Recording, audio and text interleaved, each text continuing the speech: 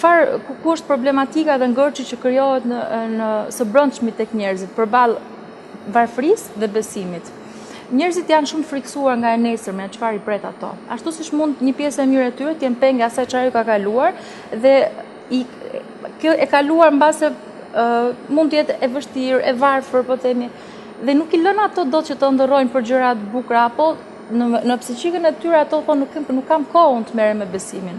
Ndërkohë që ne si besimtarë dim shumë mirë që mjafton të përmendim çështën e kaderit të Zotit, që çdo gjë është e përfunduar në këtë botë.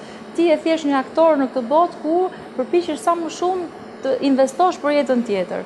Në këtë kontekst, nëse njeriu arrin që të mbushë zemrën e tij me besimin që Zoti ka përgatitur më të mirën për mua, ai do të ndihet shumë i pasur edhe pse mund të jetojë në një shtëpi shumë modeste, shumë thjeshtë. Privime materiale. Ama është e rëndësishme shumë që çfarë përcjell ky element fetar tek psiqika e njeriu.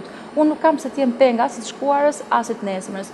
Ajo që është ime është dita e sotshme dhe unë duhet luftoj fort, bëj më të mirën time për të ditë. Çdo gjë tjetër pastaj është sukses për Zotin. Mirë, le të bëjmë një pushim të shkurtër, është momenti për publicitet.